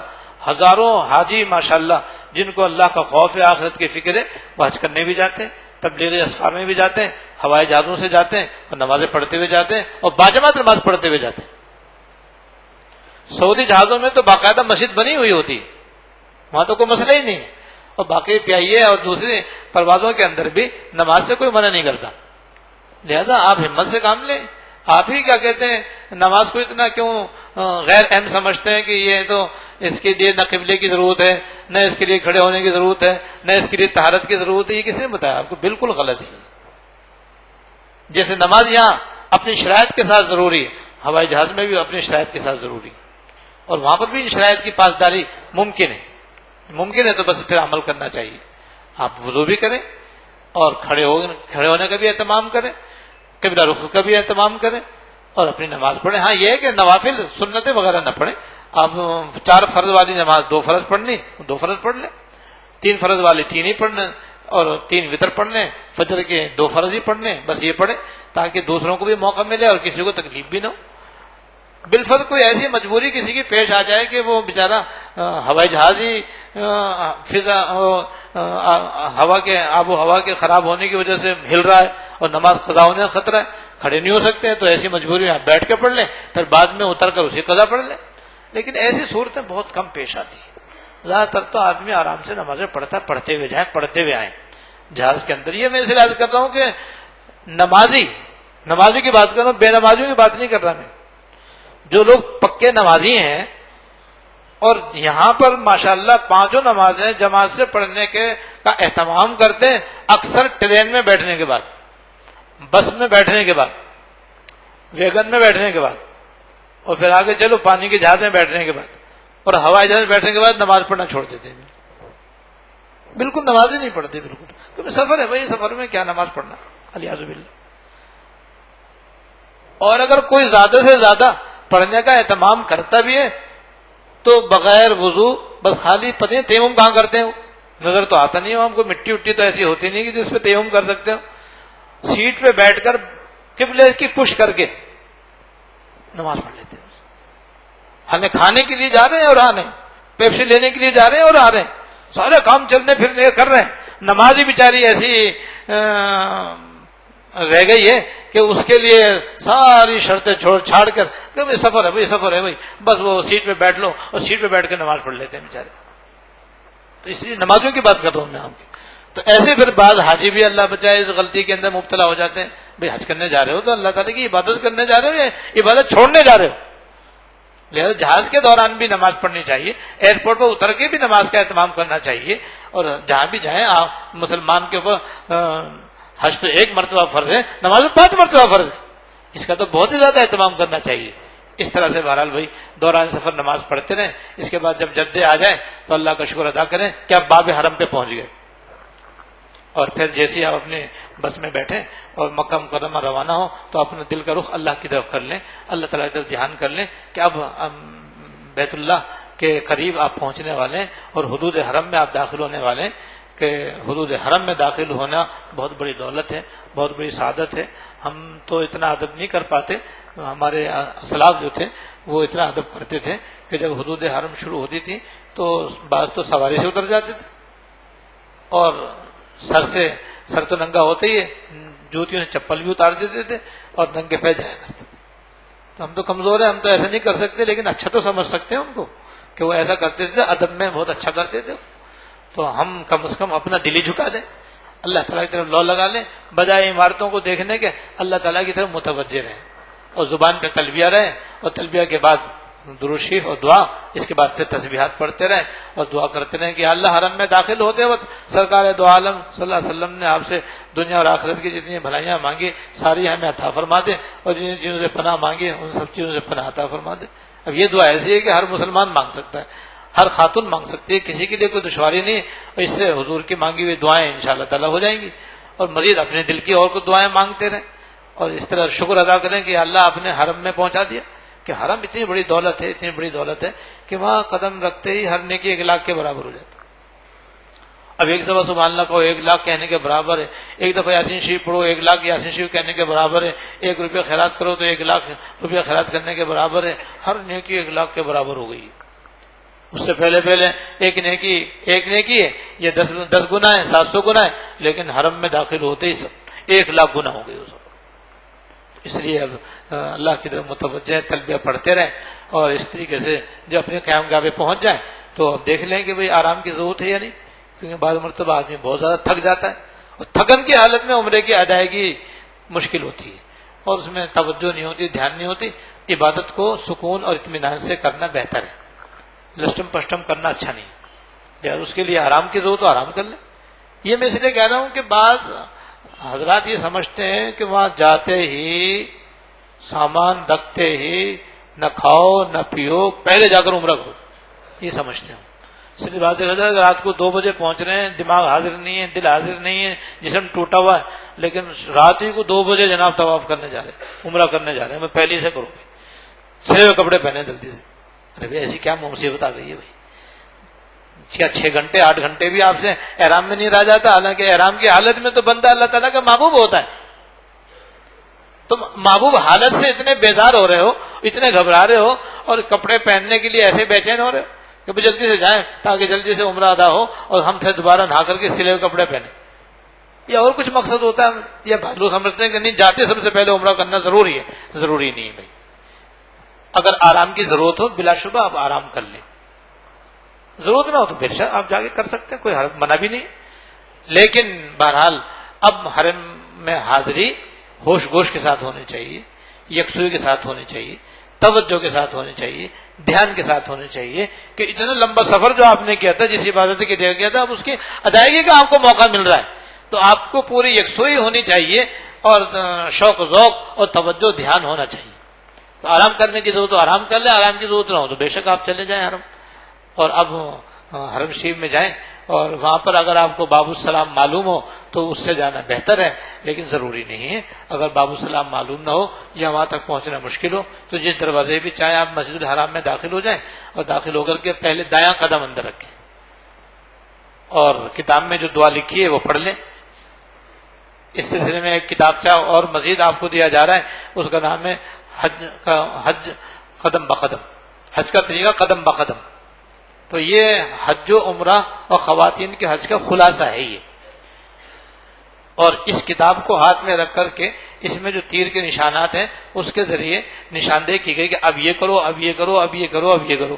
اگر اس طرح آپ کرتے جائیں گے تو انشاءاللہ تعالی آپ کا عمرہ اور آپ کا حج سنت کے مطابق ہوگا، آسانی سے ہوگا، کوئی انشاءاللہ عمل آپ کا چھوٹے نہیں پائے گا. اس طرح سے آپ اس کے مطابق آپ چلتے جائیں. اس میں جو دعا لکھی ہے مشہور دعا وہی ہے اللہم افتح لی ابواب رحمتک. درود شریف پڑھ کے یہ پڑھ لیں تو بہت ہی اچھا، دایاں قدم رکھیں اور یہ دعا پڑھ لیں. اس کے بعد پھر نیت کر لیں کہ یا اللہ جب تک میں مسجد میں رہوں گا میرا اعتکاف ہے. اس کے بعد اب آگے بڑھیں. جب آپ آگے بڑھیں گے تو انشاءاللہ کچھ دور جاتے ہی انشاءاللہ تعالیٰ آپ کو خانہ کعبہ نظر آ جائے گا. اللہ تعالیٰ ہم سب کو بار بار اس کی زیارت نصیب فرمائے اور اس کی حاضری کی دولت سے مشرف فرمائے. اور جب بیت اللہ نظر آ جائے تو آپ راستے سے ہٹ جائیں تاکہ آنے جانے والوں کا راستہ نہ رکے. کسی طرف کونے میں ہو جائیں جہاں سے خانہ کعبہ نظر آتا رہے اور آنے جانے کا راستہ جو ہے آپ سے کوئی رکاوٹ نہ پیدا ہو. اور پھر وہاں کھڑے ہو کر کے اللہ اکبر اللہ اکبر اللہ اکبر 2-3 دفعہ کہیں، پھر لا الہ الا اللہ لا الہ الا اللہ لا الہ الا اللہ 3 دفعہ کہیں. اس کے بعد پھر چوتھا کلمہ پڑھ لیں، درود شریف پڑھ لیں اور اس کے بعد اب دعا کریں. کہ یہ دعائے قبولیت خاص وقت ہے کہ جب کسی شخص کی پہلی مرتبہ خانہ کعبہ پہ نظر پڑتی ہے، جو دعا مانگتا ہے وہ دعا قبول ہو جاتی ہے. اس وقت آپ یہ دعا مانگ سکتے ہیں، یا اللہ بیت اللہ کی پہلی نظر پر سرکار دو عالم صلی اللہ علیہ وسلم نے آپ سے دنیا اور آخرت کی جتنی بھلائیاں مانگی سب مجھے عطا فرما دے، جن چیزوں سے پناہ مانگی ان سے پناہ دے دے. پھر اپنی من کی دعائیں مانگ لیں. ایک کتاب چاہیں دعا عرفات، آپ وہ چاہیں تو وہی مانگ سکتے ہیں. ایک کتاب چاہے دعا مناجات مقبول، اگر وہ تو اس کی دعائیں آپ مانگ سکتے ہیں. ایک کتاب چاہے اس کا نام ہے دعائے والہانہ، اس کے اندر مناجات مقبول کی دعاؤں کا خلاصہ ہے. آپ وہ کتاب لے کے کھڑے ہو جائیں، اور نہیں تو آپ کے جو دل میں آئے وہ مانگتے رہیں. بات ہے کہ یہ دعا کی مانگنے کا خاص وقت ہے. خوب دعائیں مانگیں اور دعاؤں سے فارغ ہونے کے بعد پھر آپ آگے چلیں اور مطاف میں آ جائیں. مطاف کہتے ہو جب وہ جہاں پہ طواف ہوتا ہے، وہ خانہ کعبہ کے ارد گرد جو صحن ہے اس کا نام مطاف ہے.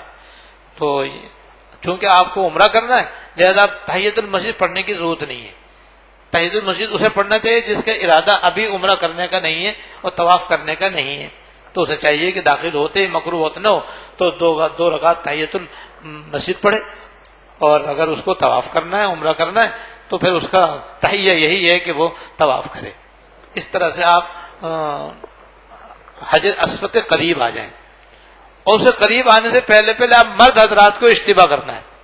یہ ہے اجتباء کا وقت. اجتباء اسے کہتے ہیں کہ چادر کو، جو احرام کے اوپر والی چادر ہے، مرد کو چاہیے کہ وہ دائیں بغل سے نکال کے بائیں کندھے پہ ڈال لے. بایاں کندھا ڈھک جائے گا، چادر سے چھپ جائے گا، دایاں کندھا کھل جائے گا. اس کا نام ہے اجتباء. یہ اجتباء طواف کے 7 چکروں کے اندر مسنون ہے. اور طواف کے پہلے 3 چکروں میں اکڑ کر چلنا، یہ بھی رمل کہتے ہیں اس کو، یہ بھی سنت ہے. لہذا اب اجتباء کر لیں. اس کے بعد اب آپ حجر اسود کے قریب آ جائیں اس طرح کہ حجر اسود آپ کے دائیں طرف ہو جائے. حجر اسود بیت اللہ کونے میں نظر آتا ہے, آپ سب پہچانتے ہیں ماشاءاللہ, نہیں تو فوٹو میں دیکھ لیجئے گا. اور اس کی ایک علامت یہ ہے کہ اوپر پہلی منزل میں بھی, دوسری منزل میں بھی, تیسری منزل میں بھی ہری لائٹ جلی ہوئی ہے تیر کے نشان کے ساتھ. وہ نشاندہی کر رہی ہے کہ یہ حجر اسود ہے سامنے.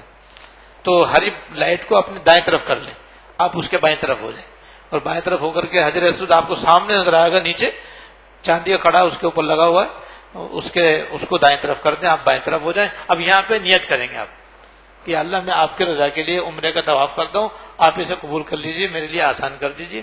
یہ نیت کر کے اب آپ تھوڑا سا آگے آ جائیں اور آپ حجر اسود کو اپنے سامنے کر لیں. بالکل اب اپنا سینہ اس کے سامنے کر لیں, وہ آپ کے سامنے ہو جائے اور لائٹ آپ کے پیچھے ہو جائے گی. اور پھر وہاں دونوں ہاتھ یوں کر بسم اللہ اللہ اکبر کہہ کے ہاتھ چھوڑ دیں, بسم اللہ اللہ اکبر وللہ الحمد کہہ کے ہاتھ چھوڑ دیں. اس کا نام ہے استقبال. پہلا کام تھا نیت, دوسرا کام ہے استقبال, اب تیسرا کام ہے استلام کا اشارہ. پھر آپ اس طرح سے اشارہ کریں گے بسم اللہ اللہ اکبر, یعنی حجر اسود کو دیکھ کر کے اندازن سے آپ اس طرح ہاتھ اس طرح رکھیں گے, گویا اگر قریب ہوتے تو آپ کے ہاتھ حجر اسود کے اوپر ہوتے. اب دور سے آپ اس کا اشارہ کریں گے اس طرح سے, اور اس طرح کر کے بھی پھر بسم اللہ اللہ اکبر وللہ الحمد پڑھیں گے اور ہاتھ چھوم لیں گے. اس وقت ایک کلمہ اس کتاب کے اندر لکھا گیا ہے آگے طواف کی فضیلت میں, وہ ابھی یاد کر لیں تو بہتر ہے, اس وقت یاد کرنا مشکل ہوگا, دیکھ کے پڑھنا بھی بعض دفعہ آسان نہیں ہوتا. وہ پڑھ لیں بسم اللہ اللہ اکبر اشہد ان لا الہ الا اللہ وحدہ لا شریک لہ لہ الملک ولہ الحمد وہو علی کل شیء قدیر, اشہد ان لا الہ الا اللہ وحدہ لا شریک لہ واشہد ان محمدا عبدہ ورسولہ. یہ بسم اللہ اللہ اکبر اشہد ان لا الہ الا اللہ وحدہ لا شریک لہ واشہد ان محمدا عبدہ ورسولہ. تو اس کے بارے میں یہ فضیلت ہے کہ جو طواف کے شروع میں یہ پڑھ لیتا ہے تو اللہ تعالیٰ اس کو طواف کے دوران ہر قدم پر 70,000 نیکیاں عطا فرماتے ہیں, 70,000 گناہ صغیرہ معاف فرماتے ہیں, 70,000 درجے بلند فرماتے ہیں, اور اس کے گھر کے 70 افراد کے حق میں اس کی سفارش اللہ تعالیٰ بروز قیامت قبول فرمائیں گے. کتنی بڑی فضیلت ہے. اور کلمہ کتنا چھوٹا سا ہے جسے ہر عورت پڑھ سکتی ہے, ہر مرد آسانی کے ساتھ پڑھ سکتا ہے. یاد ابھی کر لیں, کام آ جائے گا انشاءاللہ تعالی. اور اگر نہ یاد کر دیں گے تو وہاں کتاب کھول کے دیکھ لیجئے گا, کتاب کھول کے پڑھ لیجئے گا انشاءاللہ تعالی. لیکن رش میں کتاب کھولنا پڑھنا ذرا مشکل ہوتا ہے, اس لیے میں چاہتا ہوں کہ پہلے سے اس کو یاد کر لیا جائے. اس کے بعد پھر فوراً ہی دائیں طرف مڑ جائیں اور خانہ کعبہ کے دروازے کی طرف چلیں, اور اب نظر اپنے سامنے رکھیں, نہ دائیں طرف گھمائیں نہ بائیں طرف گھمائیں. یاد رکھیں کہ دوران طواف صرف حجر اسود کا استلام یا استلام کا اشارہ کرنے کے وقت تو آپ کا سینہ خانہ کعبہ کی طرف ہو سکتا ہے, باقی کہیں بھی نہیں ہو سکتا. کہیں بھی آپ کو اپنا سینہ خانہ کعبہ کی طرف کرنا یا پشت کرنا ناجائز ہے, اور چہرہ گھمانا خانہ کعبہ کی طرف مکروہ ہے, اور مکروہ بچنے کے لیے ہوتا ہے, اور حرام و ناجائز کام بھی بچنے کے لیے. لہذا دوران طواف نظر سامنے رکھیں اپنی, اور پہلے 3 چکروں میں مرد کو چاہیے کہ پہلوانوں کی طرح سینہ تان کے اکڑ اکڑ کے چلے. جیسے پہلوان اکھاڑے میں چلتا ہے ایسے ہی کیا کہتے ہیں آپ اکڑ کے چلیں, اس کا نام ہے رمل, اور یہ پہلے 3 چکروں کے اندر مسنون ہے. اس طرح سے آپ چلیں, اور 3 خواتین اپنی فطری حالت پہ چلتی رہیں گی, وہ نہیں یہ رمل نہیں کریں گی, نہ اشتباہ ہے نہ رمل ہے ان کے لیے, بس وہ اپنے برقعے میں ہوں گی اور طواف کر رہی ہوں گی. اس طرح سے آپ چلتے چلتے آگے حتیم آ جائے گا. حتیم خانہ کعبہ کے اندر کا حصہ جو باہر رہ گیا ہے, اس کے بار بار آپ طواف کرتے ہوئے آگے جائیں گے تو رکن یمانی آئے گا. رکن یمانی پر ہر وہ 70 فرشتے بیٹھے رہتے ہیں جو آمین آمین کہتے رہتے ہیں. وہاں سے گزرنے والا کوئی بھی طواف کرنے والا حاجی ہو یا عمرہ کرنے والا, وہ جب کوئی دعا کرتا ہے وہ آمین کہہ دیتے ہیں, جس کی دعا پہ فرشتہ آمین کہتا ہے وہ دعا قبول ہو جاتی ہے. اس لیے وہاں سے دعا مانگی جاتی ہے, ثابت ہے سرکار دو عالم صلی اللہ علیہ وسلم سے.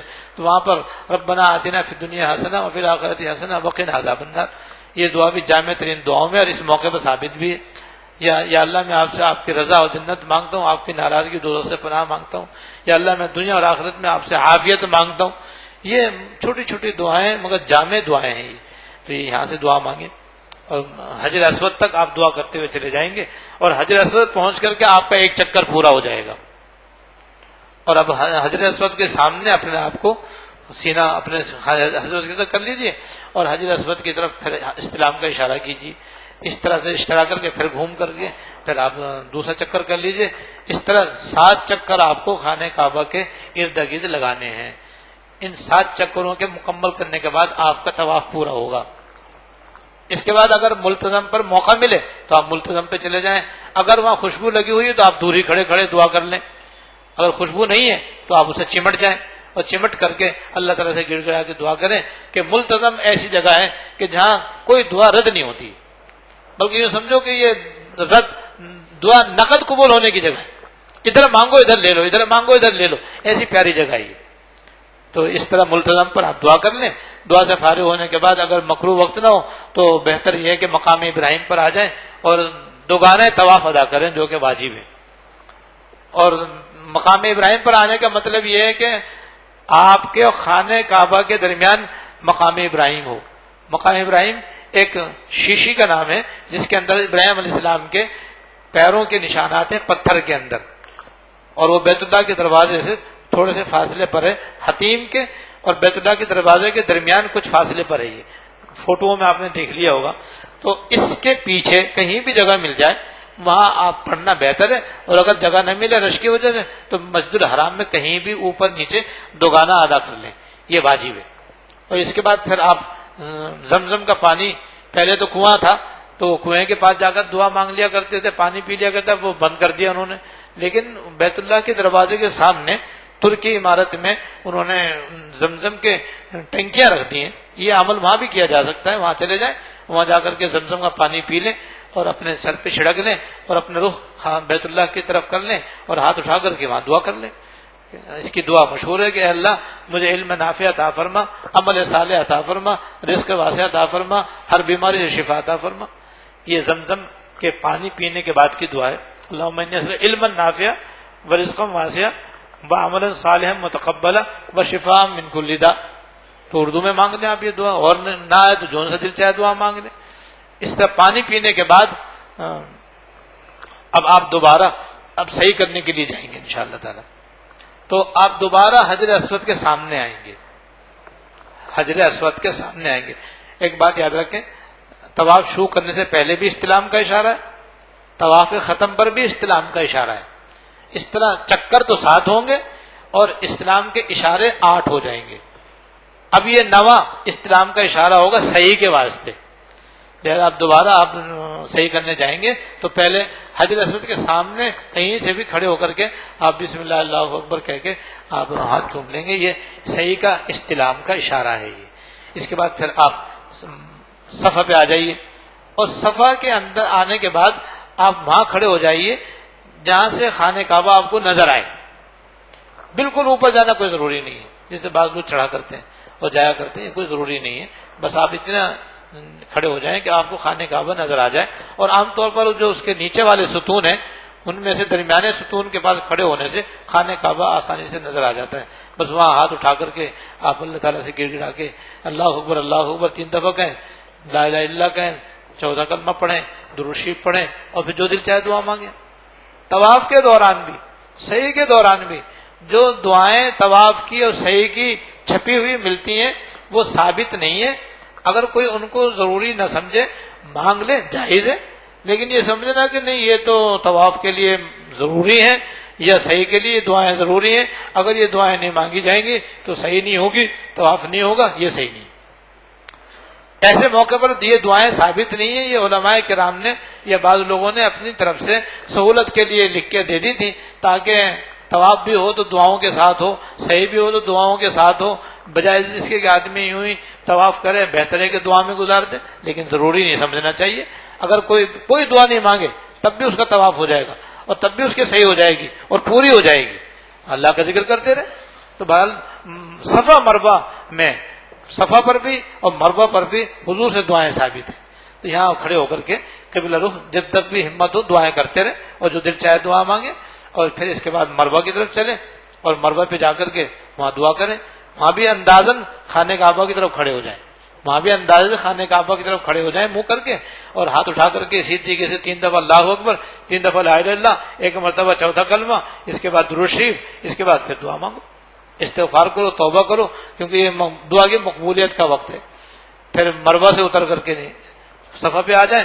اس طرح صفا سے مروہ پہ جائیں گے ایک چکر ہوگا, اور مروہ سے صفا پر آئیں گے تو ایک چکر ہوگا, تو 7واں چکر مروہ پہ جا کے مکمل ہوگا. اور اب تو 2 صحیح کی جگہ بن گئی ہیں, ایک پرانی ایک نئی. تو ایک سنا ہے کہ ایک جانے کی ایک آنے کی, تو دونوں میں بھی صحیح ہو سکتی, دونوں میں صحیح درست ہو جائے گی, کسی میں بھی کر لیں. اور اگر ایک جانے کی ایک آنے کی تو اس طرح کر لیں بہرحال. تو اس طرح سے بہرحال نئے میں کریں یا پرانے میں کریں, مروے پہ جائیں تو خانہ کعبہ کی طرف رک کر کے دعا کر لیں, صفا پر آئیں تو ادھر اپنا خانہ کعبہ کی طرف رک کر کے دعا کر لیں. اس طرح جب آپ کا مروے پر 7واں چکر مکمل ہوگا, الحمدللہ آپ کا عمرہ انشاءاللہ مکمل ہوگا. اس کے بعد اب مسئلہ ہے سر کے بال کٹوانے کا. تو یہاں پر ایک غلطی عام طور پر وہاں ہوتی ہے, جو کہ وہاں پر مروہ کے اوپر لوگ کینچی لیے کھڑے رہتے ہیں, تو بہت سے حنفی بھی بیچارے غلطی میں ان سے چند بال کٹوا لیتے ہیں یہاں کے, اور سمجھتے ہیں ہم احرام سے نکل گئے اور احرام کھل گیا. اور خواتین بھی اس طرح چند بال کاٹ کے سمجھتے ہیں کہ ہم احرام سے فارغ ہو گئے. بالکل غلط ہے. اگر کسی نے ایسی غلطی کی تو بعض صورتوں میں دم آ جائے گا, اس کے اوپر دم واجب ہو جائے گا. اور دم کے واجب ہونے کا مطلب یہ کہ آپ کا حج عمرہ ناقص ہو گیا, آپ گنہگار ہو گئے. اس گناہ کی تلافی کے لیے دم واجب ہو رہا ہے آپ کے لیے. تو آپ نے اختیار سے ایسی غلطی نہیں کرنی چاہیے. مردوں کو چاہیے کہ سر منڈوائیں, عورتوں کو چاہیے کہ اپنے سارے سر کے بالوں میں سے 1/4 سر کے بال کم سے کم 1 انچ سے تھوڑے سے زیادہ کتروا دیں. یہ لہذا البتہ مردوں کو یہ سہولت ہے کہ اگر کسی کے بال 2-3 انچ بڑے ہیں تو پہلی مرتبہ میں وہ 1.5 انچ بال کٹوا سکتے ہیں کینچی سے. اس طرح سارے سر کے بال کٹوا دیں گے تو ان احرام سے نکل آئیں گے. لیکن افضل نہیں ہے یہ, افضل ان کے لیے یہی ہے کہ سر کے بال, سارے سر کے بال منڈوا دیں بالکل اس طرح سے. افضل یہ, تو افضل پہ عمل کرنا چاہیے. بال تو پھر بھی آ جائیں گے انشاءاللہ تعالیٰ, بالوں کی اتنا بچانے کی کیا ضرورت ہے, وہ تو آپ کی اپنی کھیتی ہے. بال منڈوائیں گے تو اور زیادہ تیزی سے آ جائیں گے انشاءاللہ تعالیٰ. افضل کو تو نہ چھوڑیں اس کی وجہ سے. اس طرح سے سر منڈوائیں, سارا سر کے بال منڈوا دیں مرد حضرات. اور خواتین اس بات کا اطمینان کر لیں کہ جتنے وہ بال کاٹ رہی ہیں اس میں کم از کم سر کے 1/4 بال آ گئے ہیں. عام طور پر بعض خواتین کے سر کے بال جو ہوتے ہیں اوپر سے موٹے ہوتے ہیں, نیچے سے بالکل پتلے ہو کر کے آخر میں چند بال رہ جاتے ہیں. تو ان کو پہلے وہ لمبی چونچ کاٹنی پڑے گی. جہاں پتلے 3-4 بال ہی چل رہے ہیں نیچے تک, وہ کاٹیں. پھر اوپر سے جہاں اتنی موٹی چٹیاں ہو کہ اس میں اندازہ یہ ہو, اور خاتون کا اپنا غالب گمان یہ ہو کہ اس کے 1/4 سر کے بال اس میں آ گئے ہیں. جب آ جائیں گے تو اس میں سے 1 انچ 1.25 انچ کے برابر کاٹ دیں. اس طرح سے ان کا احرام کھل جائے گا. اس کے بعد اب 2 رکعت نفل حرم میں ادا کرنا مستحب ہے, شکرانے کے کہ اللہ کا شکر ہے کہ احرام پورا ہو گیا اور عمرہ مکمل ہو گیا. اس کے بعد آپ گھر جائیں, گھر جا کے نہا کر کے بے شک آپ سلے ہوئے کپڑے پہنیں. اس کے بعد آپ جب تک بھی مکہ مکرمہ میں رہیں بس وہاں کی قدر کریں کہ ہر نیکی 1 لاکھ کے برابر ہے. لہذا جتنا بھی وقت ہو سکے حرم شریف میں گزاریں, نوافل پڑھیں, تسبیحات پڑھیں, تلاوت کریں, ذکر کریں, اور اپنی ہمت کے مطابق زیادہ سے زیادہ طواف کریں. 2 عبادتیں ایسی ہیں کہ وہ وہیں ہو سکتی ہیں یا نہیں ہو سکتی, ایک طواف اور ایک عمرہ. حج تو ہوتا ہی ہے وہاں پر, کہیں اور نہیں ہوتا. تو طواف کا حج سے پہلے بہت موقع ملتا ہے, اور ایسے عمرے کا بھی موقع ملتا ہے. جس میں جس کی بھی ہمت طاقت ہو, اپنی ہمت طاقت کے مطابق چاہے تو زیادہ سے زیادہ عمرے کرے اور چاہے زیادہ سے زیادہ طواف کرے, اپنی ہمت پر موقوف ہے سارا کا سارا. لیکن یہ 2 عبادتیں ہیں جو وہیں پر ہوتی ہیں, یہاں نہیں ہوتی. اسی کے لیے یہاں سے جاتے ہیں. تو اس لیے جس کو اللہ تعالیٰ جتنی بھی توفیق دے طواف کرتا رہے. وہاں پر تو طواف نہ کرے, عمرہ نہ کرے, تو کم از کم حرم میں زیادہ سے زیادہ وقت گزارے, اور اس میں اپنی عبادت کرتا رہے, ذکر کرتا رہے, تسبیح پڑھتا رہے. اور کچھ نہ کر سکے تو بھائی ایسی جگہ بیٹھ جائے جہاں سے بیت اللہ نظر آتا رہے اور بیت اللہ کو دیکھتا رہے. اور بیت اللہ کے دیکھنا بھی عبادت ہے. حدیث میں آتا ہے کہ ہر وقت وہاں پر 120 رحمتیں اللہ کی اترتی ہیں. 60 تو طواف کرنے والوں کو ملتی ہیں, 40 نماز پڑھنے والوں کو ملتی ہیں, 20 دیکھنے والوں کو ملتی ہیں. جو بیت اللہ کو دیکھتا رہتا ہے 20 رحمتیں اللہ تعالیٰ اس کو بھی عطا فرماتا ہے. اور بعض تابعین کا ارشاد ہے کہ بیت اللہ کو دیکھنے سے 1 سال کی عبادت کا ثواب ملتا ہے, ایک نظر پر 1 سال کی عبادت کا ثواب ملتا ہے. اور بعض کا ارشاد یہ ہے کہ بیت اللہ کو دیکھنے سے آدمی گناہ اس طرح جھڑتے ہیں جیسے موسم خزاں میں درخت کے پتے جھڑتے ہیں. اور بعض نے کہا ہے کہ بیت اللہ کو دیکھنا رات بھر عبادت کرنے سے اور دن کو روزے رکھنے سے افضل ہے. تو کچھ بھی خرچ نہیں ہوتا نا, یہ تو آپ کہیں بھی بیٹھ جائیں کھانے کا ہوا نظر آ رہا ہے آپ کو, تو اتنی بڑی فضیلت آپ کو حاصل ہو رہی. اس لیے زیادہ سے زیادہ اپنا وہ حرم میں گزاریں. نمازوں کے لیے 1 گھنٹہ پہلے آ جائیں, 1 گھنٹے کے بعد جائیں, تو آنے جانے میں بھی آپ کو سہولت رہے گی اور وقت بھی حرم میں زیادہ گزر جائے گا اور بیت اللہ کی زیارت ہی نصیب ہوتی رہے گی. آپ اس طرح سے بڑا اپنا وقت حرم میں گزاریں. کم سے کم ایک قرآن شریف وہاں پہ ختم کر لیں اور ہو سکے تو 70,000 کلمہ وہاں پہ پڑھ لیں. یہ پڑھنا جائز ہے, کوئی مسنون یا مستحب عمل نہیں ہے یہ, لیکن ہے فضیلت والا عمل. ایک کلمے کا ثواب بہت زیادہ ہے, تو 70,000 کا کتنا ثواب ہوگا. اور کلمہ پڑھنے کا مطلب ہوتا ہے خالی لا الہ الا اللہ, لا الہ الا اللہ, لا الہ الا اللہ. 100 دفعہ کے بعد محمد الرسول اللہ صلی اللہ علیہ وسلم. اس طرح سے 70,000 پڑھیں گے تو کثرت سے لا الہ الا اللہ پڑھنے والے آپ ہو جائیں گے. اس کا بڑا ثواب ہے. اور صدقہ کریں, خیرات کریں, اور وہاں پر اپنے اوقات کو گناہوں سے بچائیں, فضولیات سے بچائیں, لغویات سے بچائیں, اور اس طرح سے اپنے اوقات کو گزاریں. وہاں پہ خاص جگہ ایسی ہیں جہاں پہ دعا بہت قبول ہوتی ہے, جس میں دیکھتے پہلی نظر, وہ جب بھی آپ اپنے ہوٹل سے جائیں, اپنے گھر سے مسجد میں جائیں اور پہلی نظر پڑے آپ کی دعا قبول ہوگی. آپ دعا مانگیں, چلتے چلتے ہی مانگ سکتے ہیں. اور اسی طرح مطاف میں دعا قبول ہوتی, حجر اسود کے سامنے دعا قبول ہوتی, جب اس کا بوسہ لے لیں دعا قبول ہوتی, حتیم میں دعا قبول ہوتی, رکن یمانی پہ دعا قبول ہوتی, مقام ابراہیم پر دعا قبول ہوتی, اور اسی طرح زمزم کے کنویں کے پاس دعا قبول ہوتی, صفا پہ دعا قبول ہوتی ہے, مروہ پہ دعا قبول ہوتی ہے. صحیح کے دوران ایک بات رہ گئی کہ مردوں کو جو 2 سب ستون ہیں, جب مرد حضرات وہاں پہنچیں گے تو اس سے تھوڑی دیر پہلے ہلکی رفتار سے دوڑنا شروع کر دیں گے, خواتین نہیں دوڑیں گی. یہ بات بیان کرنے سے رہ گئی تھی. تو 2 سب ستونوں کے درمیان دوڑتے دوڑتے دعا قبول ہوتی. یہ دعائے قبولیت کی جگہ ہے یہ بھی. تو یہ اللہ پاک نے ایسی جگہ جگہ دعائے قبولیت کے مقامات بنائے ہیں, جہاں بھی بندہ چلا جائے مانگے تو دعا قبول ہوتی ہے اس کی الحمدللہ. اور کچھ زیارتیں بھی, مکہ مکرمہ میں رہتے ہوئے آدمی زیارتیں بھی کر سکتا ہے, جس کے اندر سرکار دو عالم صلی اللہ علیہ وسلم کے پیدائش کی جگہ, وہ تو وہاں پہ حرم میں قریب ہی آ گئی ہے اور بہت نمایاں, اس کی زیارت کریں کہ یہاں ہمارے آقا پیدا ہوئے تھے.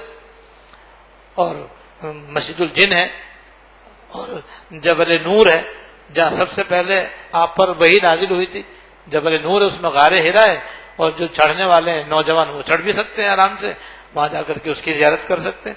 لیکن یہ سب زیارتیں جو ہیں اپنے ایمان کو تازہ کرنے کے لیے ہیں, ضروری نہیں ہے. اگر کوئی نہ جائے تو اس کے حج عمرے میں کوئی کمی نہیں آتی, چلا جائے ایمان تازہ ہو جائے, اس کی تاریخ اسلام سے تازہ ہو جائے تو اس سے ہی فائدہ ہوتا ہے.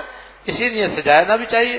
ایسی جنت المعلا ہے, وہ بھی قابل زیارت ہے. وہاں پہ بہت سارے صحابہ, تابعین, تبع تابعین, ائمہ مجتہدین, سلف صالحین, اولیاء امت مدفون ہے.